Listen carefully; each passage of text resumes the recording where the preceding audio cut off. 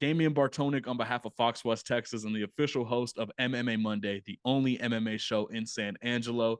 Today, I'm joined by an absolute legend, someone that, you cannot talk about women's MMA without mentioning this. Oh my, I'm so stoked. It's super dope. Liz Carmouche. Liz, you're a legend. I love the fact that you gave me some time today. And before I ask, how you're doing and all that good stuff, I just need to know, man, what's the secret? Because you're out here performing at a high level here. And just tell me a little bit about that. Yeah, I think over the last few years, I've just been fortunate and really been able to prioritize training and recovery. And in the early parts of my career, I was just burning the candle at both ends, working 3, 4 jobs, trying to train and barely holding it together. And recovery was no part of any of my lifestyle. And now I truly am just like a full-time fighter, doing stem cells, doing things like that I think are just helping me be in the right place I need to keep performing like this. Absolutely. And I was going to ask this as well, because I spoke to Stephen Wonderboy Thompson about like 5-6 months ago. And he obviously, just like yourself, fought in the days where, you had the sponsors and you guys were fighting in the big old board shorts that were super big and everything like that. And he told me that there were times back then where he would have to kind of go after the sponsors to, kind of collect the money. Did you ever have to experience something like that too? 100%. So, that really came down to two things for me. One, at that time, I had a manager who speculatively would say that the checks were in the mail, but apparently they were going to him, so we weren't getting the money. But there were certainly times where there would be sponsors where they're like, "Yeah, sorry, we're out of business. We can't send you any money." I'm like, "Oh, well, that sucks." Or be like 9 months later, and you finally get the check, and you're like, "Oh, well, it's a nice surprise," or it's a percent. And I feel like everybody, with the way that social media is now, is there's much more accountability for people. So they know that if they say they're going to send money, they have to send it. Otherwise, it's really easy to blow them up and let people know about their reputations. Absolutely. I'm glad that now it's it's a little bit different, or a lot of bit different. Both the attire is much better. I'm sorry. All due respect, those board shorts were terrible. I don't know how you guys were doing it, but my best friend and I, we always talk about that, how, like, if we could bring it back to these days, I would have those, like, the Valley Tudo shorts, the bad boy ones with the eyes on my butt. Like, those are the ones I would wear. But speaking, now you've, like I said, you've been doing a lot of great things. You've been in the game for a long time. You've been a champion. You are a champion. You've done so much. And rather than ask you your why behind why you're still doing this, I want to ask more so, what is it that you chase at this stage? Is it the feeling of winning another belt? Is it the actual belt? Is it the physical belt? What is it that you're chasing?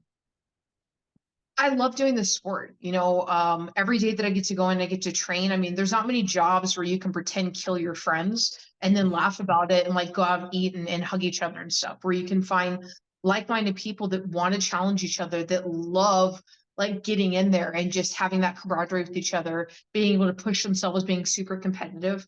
And that's something I love. So it's really easy for me to continue going in there. And then the only way to know if all the training that you're putting into action, if you truly are the best, is to go in there and to compete against somebody else that's the best. It's the only way to do it.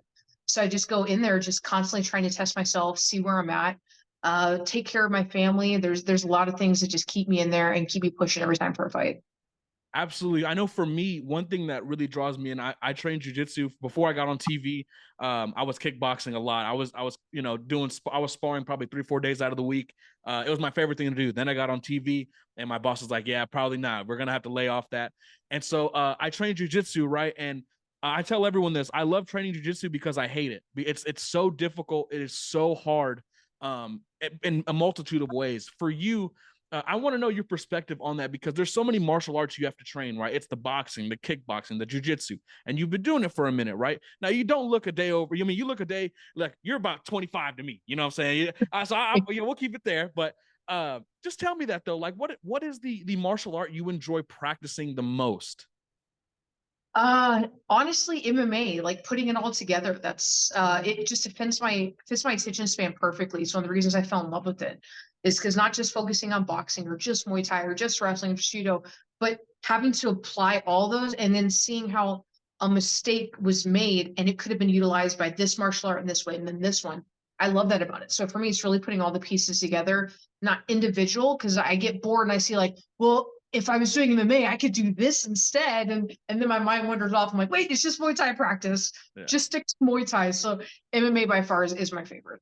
Yeah, I got in a recent round that I had earlier this week. My opponent was in turtle, and I actually rolled into the crucifix. And in my head, I was like, man, if this is MMA, I can throw a couple elbows. You know, like there's so much I could do. Unless you're in PFL. Yeah. Then it was a lot different. You know what I mean? To be fair, but my mind was just racing. A couple more for you, and then I'll get out of your hair as we transition to your next fight. You're facing a great opponent. Talia Santos, to me, is an absolute dog. I believe that she beat Valentina in the fight that she did have with her. I don't know if you agree, disagree, but you're facing a very, very good opponent.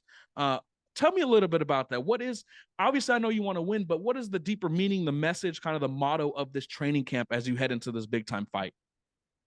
Yeah, Talia is a tough opponent. She would have been in the UFC and been in the position to even fight Shevchenko if she wasn't a great fighter. So for me, it's going out there and just showing why I deserve to be here and why I'm so active, why I'm still pushing the way that I am. So it's really just go out there and be a hard hitter. Unfortunately, I didn't get the finish in my last fight into the third round. Prior to that, I get the decision. So I really want to go out there and stomp this as early as possible to show people I deserve to be in the finals and getting that belt in my hand raised. Yeah, I'm very excited for this fight. I think whenever I look at this matchup, I just can't stop smiling. I'm like, man, we got two just absolute people who want to get in there.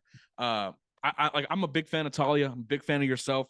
I've seen you fight so many times. The 13-year-old kid in me is just freaking out that I'm interviewing you right now. It's going to be an awesome fight, and you guys are definitely going to put on. I do want to know this though, with a win, against Talia here next month. I think we're about 2.5 weeks out. With a win next month, we still got about 4 months left in the year. What is next for you? Have you thought about that? I know you want to focus on one thing at a time, but what is next for you?